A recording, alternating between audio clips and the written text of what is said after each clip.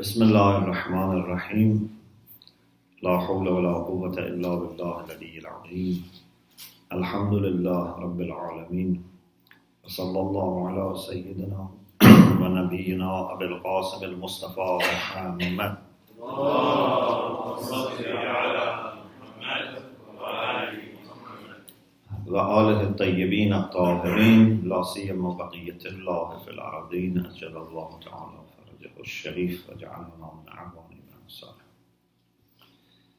Alhamdulillah, we have tawfiq to continue our reflections on Surah Yusuf ala nabiyyina wa alihi wa alayhi salam. We discussed up to verse 14. So we reached the part about the decisions that the brothers of Yusuf alayhi salam had made to take him, and verse 14 was about the conversation that they had with their father, Prophet Yaqub alayhi salam. So they said, to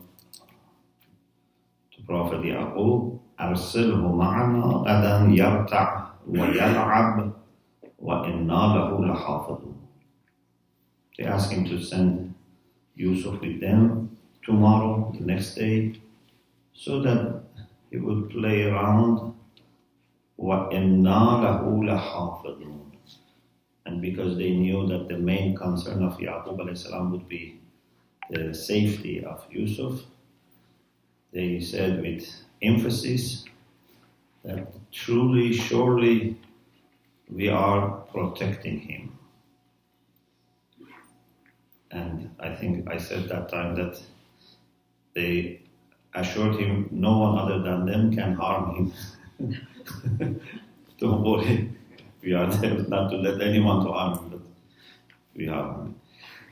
قال إني ليحزنني أن تذهبوا به وأخاف أن يأكله الذئب وأنتم عنه غافلون.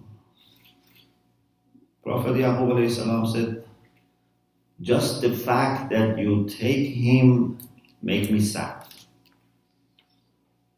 Even if he's safe, it's my understanding. Even if he's safe, just يَحْزُنُنِي أَن تَذْهَبُوا بِهِ. Because to be far from Yusuf was making him sad. But وَأَخَافُ, I also have fear, أَن يَأْكُلَهُ الذِّئْبُ, that maybe wolf eats him. وَأَنْتُمْ عَنْهُ غَافِلُونَ. And perhaps not to give impression that you are not kind with him, you don't want to support him. So maybe when you are heedless, you are busy with something, a wolf comes and eats him. Perhaps. Or maybe he wanted to say, I'm not 100% sure that you will be all the time looking after him. But he didn't say, I am worried that you may harm me. Because he didn't want to say anything that would create problem. So two issues are here, huzn and khawf. Huzn, as you know, must be about normally past or maybe present, something which is already there. Yeah?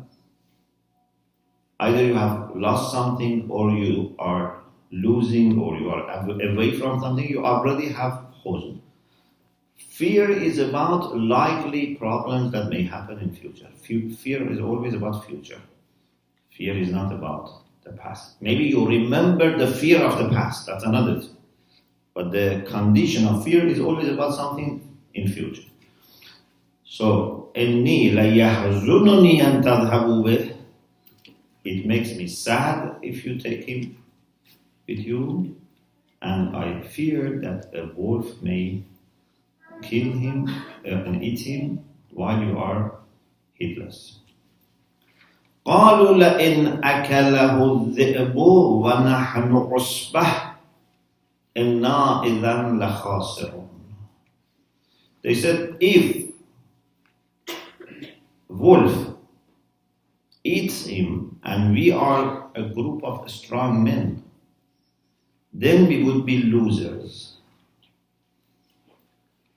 What did they mean? Perhaps it didn't mean that we are losers because we are losing our dear brother. It seemed it was more a matter of their own pride. That, what people would say about us, that 11, for example, brothers of Yusuf were there and they were not able to protect their brother. Maybe they meant by khasara and loss, social loss. وَإِنَّا إِذًا لَخَاسِرُونَ.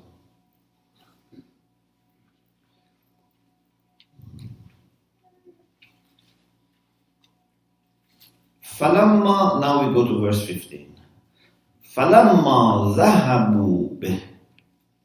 So, Yaqub alayhi salam agreed finally, and perhaps he felt that if he doesn't let them take Yusuf, it would create more problems in the family and more hatred for Yusuf in the heart of the brothers. So he had to accept. So therefore, the verse 15 starts with the fact that they took him. It doesn't say that he agreed, but you can understand that he must have agreed.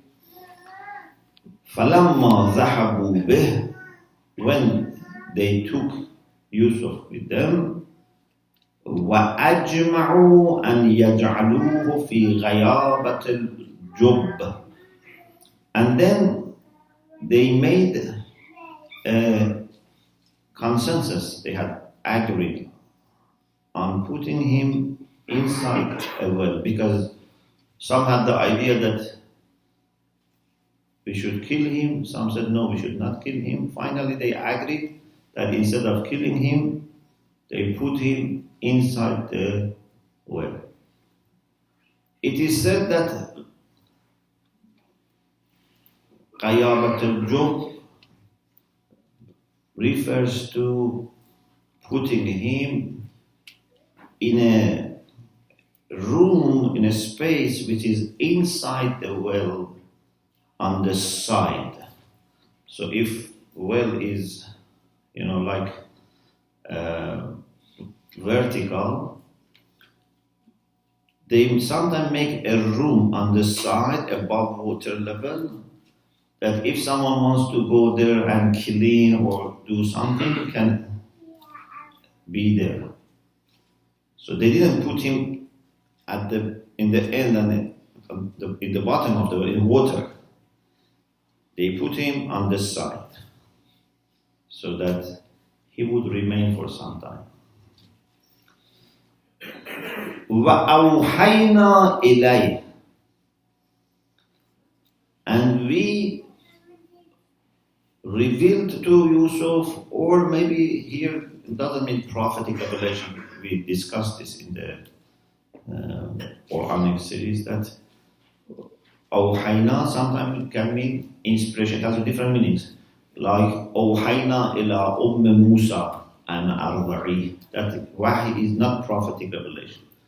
And perhaps here also Yusuf was not yet a prophet, but somehow Allah put this idea in his heart that you are going to inform them about this incident in future.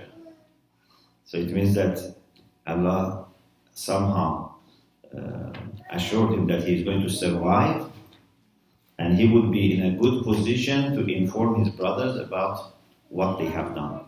لَتُنَبِّئَنَّهُمْ بِأَمْرِهِمْ هَذَا. You are going to certainly inform them about this affair وَهُمْ لَا يَشْعُرُونَ, while they don't understand. Perhaps meaning that they don't understand now that this is going to happen, or perhaps it means that you are going to surprise them in future and tell them what they have done to you. وَجَاءُوا أَبَاهُمْ عِشَاءً يَبْكُونَ. They didn't go right away to their father. They went to the father Isha'an. In the night, in the evening, they went to their father. Perhaps they wanted to say to their father that it's already finished, it's too late. If it was during the day, maybe Yaqub was saying, okay, let us go there, show me what happened. So they took their time and they went in the night to delay, but also to say we have been, for example, worried, whatever. Yabkun, and they were crying. So they were pretending that they are very sad. قالوا يا أبانا, and then they fabricated this story because they were sure that they have to agree on narration, a story that they would say this to their father. قالوا يا أبانا, of our father. When they say Ya Abana, I think they want to remind Yaqub that you are also our father. Yeah. Ya Abana means we are also your children and you are our father, Don't just think about Yusuf. And they wanted to bring love and, passion and affection to the heart of, Of course, this is very important to remember that it doesn't necessarily mean that they actually said these words. When Quran is saying that someone said something, it doesn't mean that that person necessarily said these words, because first of all, the language was not Arabic. Secondly, Allah subhanahu wa ta'ala explains what they said in the best way that Allah interprets what He said. Sometimes maybe I say something, but I myself don't know everything about the implications of what I have said. But Allah subhanahu wa ta'ala, when He says what someone said, what Iblis said, what Pharaoh said, or what Ibrahim said, good people, bad people, the accuracy is according to Allah's knowledge, not according to that person.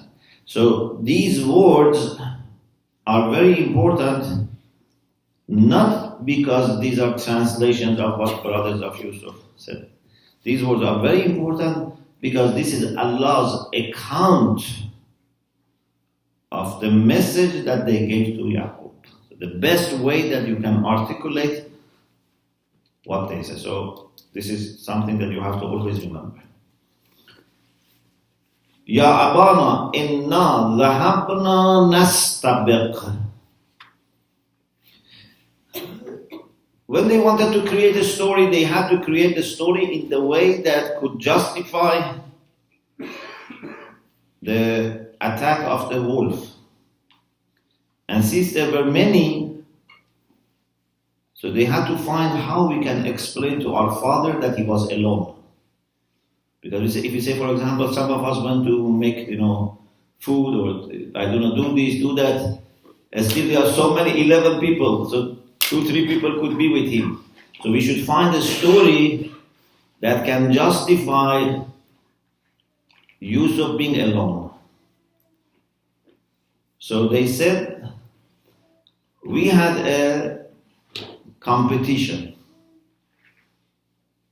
And we all had, for example, to run to see who runs faster.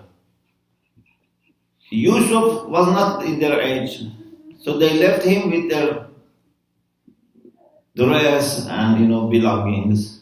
So they created this story in a way that they can explain why they left him alone. Ya abana inna zahabna nastabiq. We went for competition. And you know that for Yaqub alayhi salam to hear that his sons had some sport activities and some competition is something that is very acceptable, yeah? A father loves that his children are, doing activities, they didn't say we did some mischief or whatever. We were just playing, exercising. Okay, this is very good. وَتَرَكْنَا يُوسُفَ عِنْدَ مَتَاعِنَا. But we couldn't take him to this competition, so we left him with our belongings. So, we didn't also, perhaps this also means that we didn't leave him in a bad place because we left him where our belongings were also there. If he had money, if he had anything, it was also there. فَأَكَلَهُ الذِّئْبُ. And then the wolf ate Yusuf. Maybe, I don't know, maybe actually what Yaqub alayhi salam had said, إِنِّي أَخَافُ أَنْ يَأْكُلَهُ الذِّئْبُ, helped them in creating this story. Sometimes you should avoid what we call tatayyur, to think about bad, negative ideas. Because by saying that, maybe other people hear about it, or maybe naturally things go to the wrong. You have to always do tafa'ul bil khair. Tafa'alu bil khair tajiduh. Always think in a positive way. If you think in a negative way, it drains your energy, and maybe there is a rule in this world that those who think negatively, they are more likely to reach negative conclusions. Another example is, I'm not saying definitely, but this is something that the scholars discuss. When some women in Misr were interested in Yusuf, he said, رَبِّ السِّجْنُ أَحَبُّ إِلَيَّ مِمَّا يَدْعُونَنِي إِلَيْهِ. My Lord, prison is better for me than what they call. So he himself, in a sense, brought the idea of Sijn. Yeah? So it was a tatayyur. And it happened. Okay, you said Sijn is better than this? Okay, we will give you something better than this according to your choice. So we have to be very careful at the same time that we don't overlook chances of things going wrong, but try to remain hopeful and positive. Especially don't express your worries too much. If I say, I know in this age my children cannot be good people. In this age, how can they be good people? They become, this or that. So there is a chance that they may become like that. You can have your worries, but express, I know inshallah my children are going to be very strong, very good mu'mineen, very good people. Be positive. So perhaps, I don't know, they took from the words of Yaqub the issue of wolf eating. And one also reason could be one psychological reason, that this is something that Yaqub would not be able to say, it doesn't make sense. If it didn't make sense, why you yourself said this? Yes? So they put Yaqub in a corner. That you yourself, that this is possible. And you said you would be kafir, you would be heedless. We are not exactly heedless, but we are not there.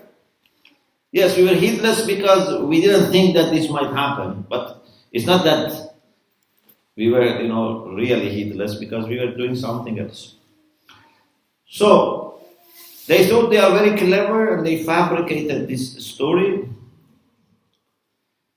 And it seems, although they were children of Yaqub and grandchildren of Ishaq and Ibrahim, but it seems they were not aware that a prophet cannot be deceived. They didn't study aqaid properly, and they didn't learn it in the family. For example, compare it to Ismail. When Ibrahim told him about his dream,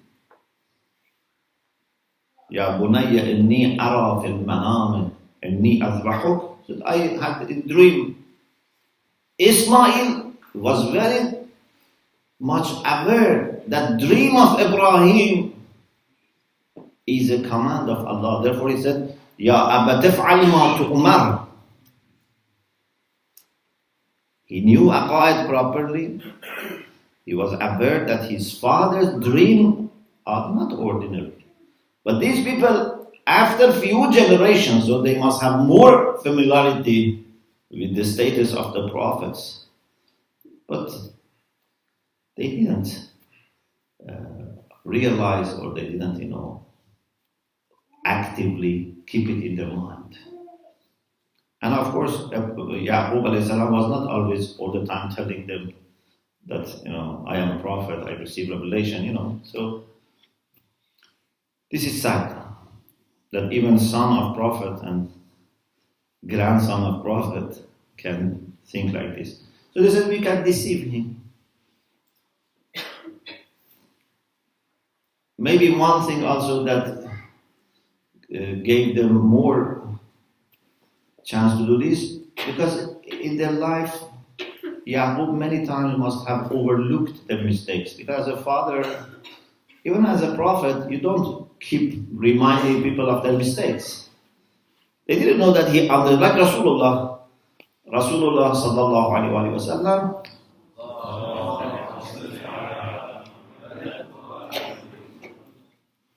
was so patient and so kind that some people in Medina, they thought, we can easily deceive this man. Whatever we tell him, he accepts.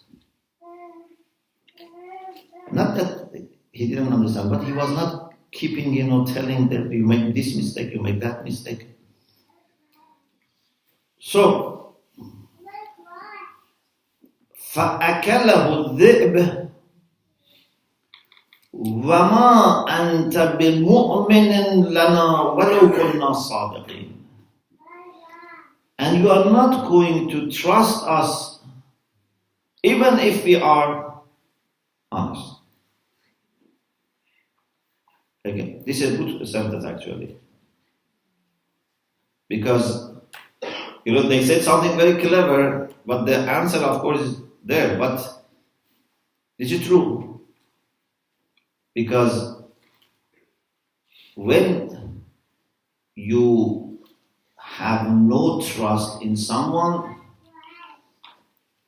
it means that you cannot be 100% sure. So even if he says something true, you don't trust him. They wanted to put a fallacy here. You don't trust us even if we are true. So they wanted to say there is a problem in you.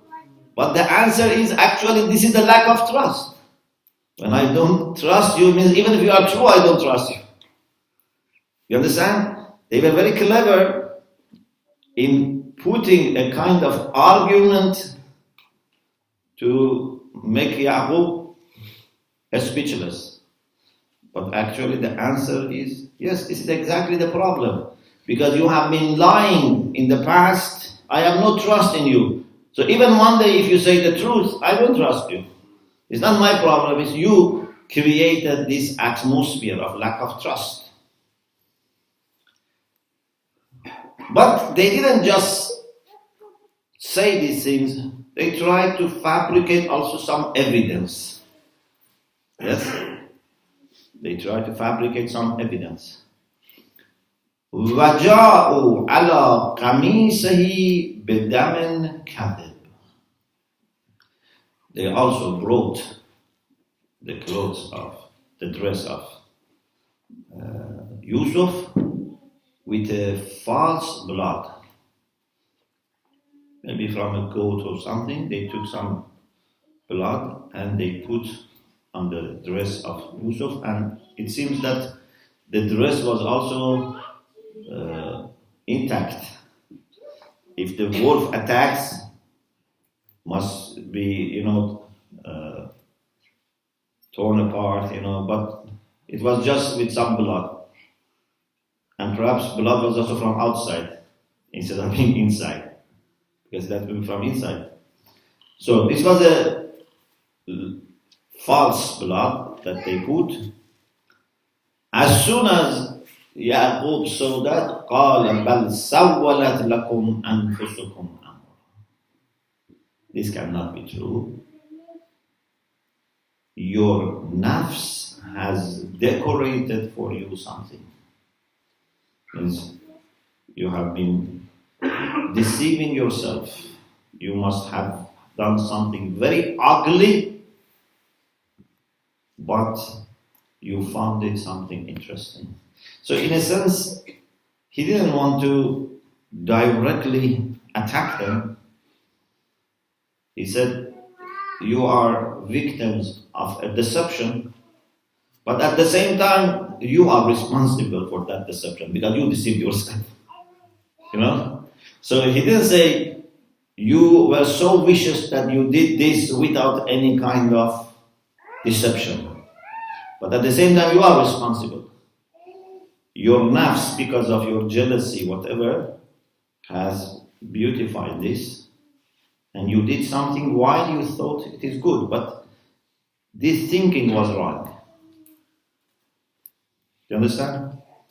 Many times when we do something bad, at the time that we are doing it, we think it is good. We somehow deceive ourselves. At that time, we think it's good. When the pressure, everything goes away, we realize, no, it was not good. But at that time, it is like that. فَصَبْرٌ جَمِيلٌ. Ulama say it means فَصَبْرِي صَبْرٌ جَمِيلٌ or فَأَمْرِي صَبْرٌ. My patience is going to be beautiful patience. Means I'm not going to complain. I'm going to really live with this condition patiently. وَاللَّهُ الْمُسْتَعَانُ عَلَى مَا تَصِفُونَ. And Allah is the one that I should ask for help about what you are describing. Means I don't expect you to help me to find out what has happened to Yusuf. Do you understand? I don't expect you help me to find out what has happened. If I ask you, okay, where is he? I'm sure you don't tell me. Because if Yusuf had no hope in his life, then he shouldn't have said, Wallahu musta'an ala ma tasifun. It seems that he knew that this story is not true, but he had no hope that they help him understand the story and what they have done. If Yusuf was really killed, even by them, the blood should be real blood. And so he realized he's alive. What made I don't know, maybe I'm wrong, but in my understanding, what made Yaqub alayhi salam suffer a lot was not that because he thought Yusuf has died. He was very sad because he was away from Yusuf. As we said, يَحْزُنُنِي أَن تَذْهَبُوا بِهِ. Even if Yusuf is alive but is far from me, I am very sad. So his cry, I think, was for being away, not for thinking that Yusuf has been killed. Of course, by the passage of time, the war is increased because, okay, is he still alive after 5 years, 10 years? That's okay. But at that time, he knew that he's alive. He's not killed. And also, what was making him more sad was that the brothers did this to his son. So he was extra sad because of this. But he said, I ask Allah for help. Wallahul musta'anu ala ma tasifun. With respect to what you describe, I only ask Allah for help. It also perhaps indirectly meant, I don't do anything with you. I'm not going to punish you or whatever. Because he didn't have any evidence also that, according to what we say, zahir, something that you can take someone to the court. We say in Farsi, mahkame pasand. Yeah? If I know, for example, someone is guilty, but I don't have any evidence to prove, I cannot say, because I have knowledge of ghaib, I judge. So, he didn't have any evidence that can present to the society that they did this. So he said, okay, I leave you. وَجَاءَتْ سَيَّارَةٌ فَأَرْسَلُوا وَارِدَهُمْ. A group of travelers who are, Quran says, sayyara. Sayyara today we use it for a car. Sayyara comes from sayr, it's moving. There was a group of, a caravan, a group that maybe were going around. It seems this was a group that their job was traveling. And they had this, I say their job was this because it says sayyara plus it says فَأَرْسَلُوا وَارِدَهُمْ. They had warid. What is warid? A person who is responsible to find water. Okay? Now we use wurud in Arabic in the sense of to enter. To enter. But initially, the meaning of wurud was to check water. For example, to enter into the well to see there is water or not. So, I say these people were traveling a lot because it seems that they always had one person at least responsible for just finding water for them. They were professional or experienced. فَأَرْسَلُوا وَارِدَهُمْ. They sent the person who was responsible for checking well and finding water. Is there water? Is not water? Is it healthy? Is not healthy? This person could understand. فَأَدْلَى دَلْوَهُ. He threw down his what do you call it? His bucket. It seems that he was carrying always with him some equipment. He must have some ropes and some bucket with him all the time. It seems so. Because dalwahu, although it can be sometimes used if he is using for someone else, but it seems that he had his own, because it's his job. He must have always rope and bucket to find out.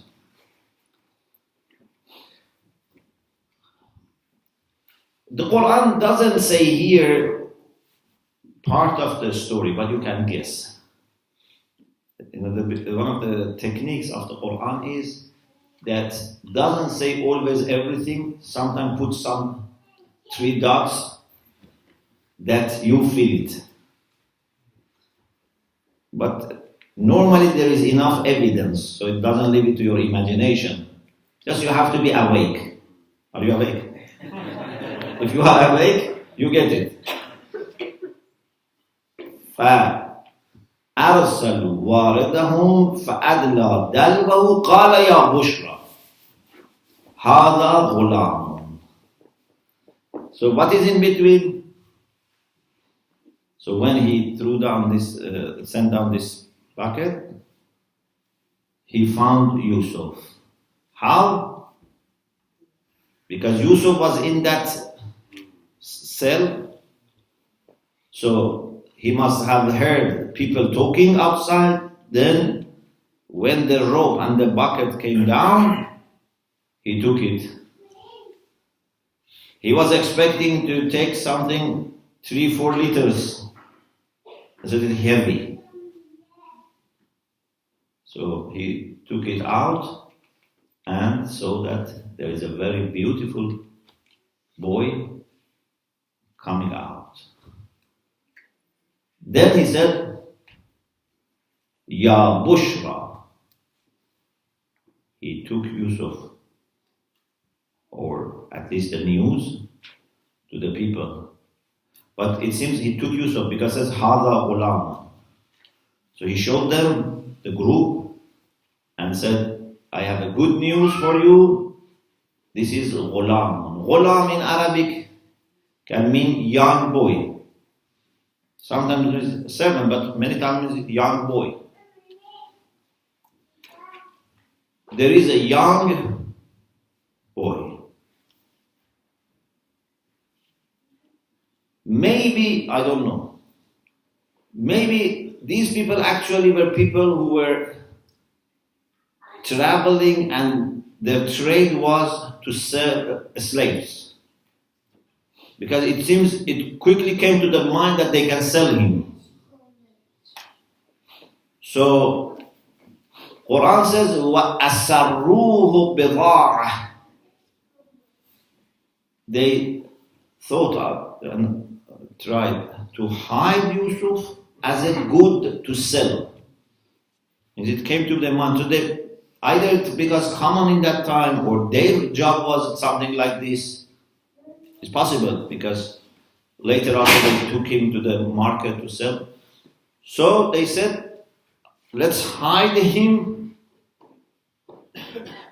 and take him as a bidar and a good to sell.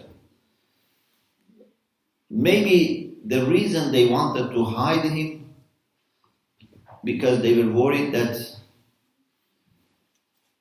the family may come and take. Because you cannot take every person you find and sell him. Yeah? Normally, the slaves were coming from certain places, there was a kind of background to it. You cannot take any child on the street and sell him. So, they had to hide this. Some people say, Asarruhu is what brothers of Yusuf did. Because they say they were there and watching and, they somehow wanted to hide this and give to this group. But it seems it's about these people because the pronouns here are in the last few sentences about that. It seems mostly it's about these sayyara, this group that came. They decided to hide him and sell him. Wallahu alimun bima ya'malun. Although they can maybe hide it from people, but Allah is aware of what they do. And Allah also is telling us that you also may be hiding certain things, but He knows. Don't think you can hide anything from Him. وَشَرَوْهُ بِثَمَنٍ بَخْسٍ دَرَاهِمَ مَعْدُودَةٍ وَكَانُوا فِيهِ مِنَ الزَّاهِدِينَ. Then they sold him few dirham. They sold him very cheap. وَكَانُوا فِيهِ مِنَ الزَّاهِدِينَ. they didn't have that much eagerness and appreciation for Yusuf. Maybe because they had not made any efforts. You know, when you get something easily, normally you don't appreciate. Yeah? When you work hard for something and you get it, then you appreciate. I don't know, you have heard this story, maybe I've said this sometime a few years ago, that a father wanted to train his son to work and make his own, living. So he said, you have to work and make, for example, 1 dirham and bring to me. And he was working in a bakery, the father. So in the end of the day, the son came and said, Father, I have worked today and this is my first salary. He threw it in the oven. The son was upset, why you threw it in, and left. Father said, you must work and bring me the first salary. Second, third day, the fourth day when he threw it away into the oven, he started crying and put his hand in the oven and brought it out. Father said, this is the only day that you had worked, because previously he was taking from mother. He was not working, he was taking money from mother, giving to father. And because he had not worked hard to get this money, it was not important for him that father is putting into the oven. So, this is a reality that if we get something easily, we normally don't appreciate. You have to work hard. Sometimes you have to pray a lot to get it. Otherwise you don't appreciate it. Unfortunately. Of course, this is very bad because this stops then Allah giving us more. So, كانوا فيها من الزاهدين. They were zahid. Zahid means lack of raghbah. Means they were not very appreciative. Why? Because they didn't work hard to get. They didn't go thousands of miles to bring this, and also to buy their bring. And also, perhaps, they were also afraid that maybe the real people to whom Yusuf belonged would come, and they wanted to sell quickly and run away. I think, I'm not sure, maybe also when Allah says وَشَرَوْهُ بِثَمَنٍ بَخْسٍ دَرَاهِمَ مَعْدُودَةٍ, it also may mean something more. Maybe it's not just, for example, if it was worth 1,000 dirham, for example, or 10,000, they sold him, for example, few. Maybe also Allah subhanahu wa ta'ala wants to say, they sold someone like Yusuf to some dirham. It's not important how many dirhams. Even if they had sold him the market value, still كانوا فيها من الزاهدين. Anything from dunya has no value. Because I think most of the people focus on the number of dirhams. That might be right. But I think there is more to this. How can you sell someone like Yusuf? It's impossible. Unless you don't know the value. Of course, we believe any human being has so much value that you cannot sell.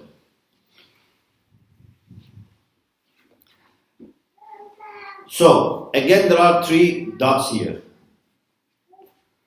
You have to fill it. وَقَالَ الَّذِي اشْتَرَاهُ مِنْ مِصْرٍ. So it seems that there was maybe a market, anyway, exhibition, whatever, because normally they have these slaves, for example, a caravan brings slaves and, selling them. So the one who actually purchased Yusuf, Kana min Misr, Kana from Egypt, or if we call Misr Egypt, or something Misr can mean city, whatever. The one who purchased him from Egypt said limra'atihi, to his woman, to his wife, akrimi mathwa. This shows that those who sold Yusuf didn't know the value of Yusuf, but the one who purchased it knew the value. So this is not ordinary person. Akrami mathwa. Don't treat him like other slaves. Maybe in their home they had tens of slaves. This Aziz Misr had many slaves. But he said to his wife, this is different. Akrami mathwa. Honor and respect, put in a respectful position. Asa an yanfa'ana aw nattakhidhahu walada. Maybe he's going to help us. This is positive thinking. And you know how much Yusuf helped them in future? أَوْ نَتَّخِذَهُ وَلَدًا. Or we may adopt him as a child, as a son. Of course, this is also one benefit, but when someone is your child, it's another level. Yeah? It's not you love your child because benefiting you. Of course, he may benefit, but it's another level. So he talked in two levels. He may benefit us, or we may take him as a child, which goes to another level. Yeah, it becomes part of our family. So, this is the beginning of a little ease for Yusuf. At least, physically now he would be in a good condition, and he would receive some respect. He's no longer treated like a slave or in the well. Of course, it would not replace love of father and mother. He's a stranger in a stranger land. But things are now starting to ease. Yeah? He would have good place, food, training, respect. وَكَذَلِكَ مَكَّنَّا لِيُوسُفَ فِي الْأَرْضِ. This is why Allah says, in this way, we gave some kind of establishment, some kind of power to Yusuf. So from that point on, it started. Of course, it can mean this led in future. He becomes very established and powerful. وَلِنُعَلِّمَهُ مِنْ تَأْوِيلِ الْأَحَادِيثِ. This sentence is very much discussed. So, we plan things in the way that Yusuf becomes established. So in future, he becomes like prime minister or someone who is very important. Also, in order to teach him interpretation of dreams, how to interpret dreams. It seems that for being able to interpret dreams, Yusuf had to go through this process. Has to go through difficulties. To be thrown into the well, to be treated like a slave, to live as a stranger, and then be put in prison. It seems, I'm not sure, but according to what we can see on the record, it seems that, at least the one which is on the record, his interpretation of dreams started in prison. Isn't it? Do you know anything before? Because the dream that he had in childhood, it seems he couldn't interpret it. He said, إني رأيت أحد عشر كوكبا والشمس والقمر رأيتهم لي ساجدين. It seems he didn't manage to interpret himself. Yeah? At one point Allah gave him, and Allah says here, لنعلمه من تعويل الأحاديث. We did all this so that we teach him. So this happened later. And I think it maybe has happened in prison. So all these difficulties were needed so that he would be given this gift of interpreting dreams. And it's so important that Allah mentions it right here. مكنا كذلك مكنا ليوسف في الأرض ولنعلمه من تعويل الأحاديث. Because actually it was through interpretation of dreams that he was established. Yeah? Because he didn't have any other thing that could convince them that he's a special person. And the good thing was that the person who had power had this dream, so this dream was very serious and wanted someone to interpret. وَاللَّهُ غَالِبٌ عَلَىٰ أَمْرِهِ وَلَكِنَّ أَكْثَرَ النَّاسِ لَا يَعْلَمُونَ. Allah subhanahu wa ta'ala is dominant on his affair. This is very important. وَاللَّهُ غَالِبٌ عَلَىٰ أَمْرِهِ. What does it mean?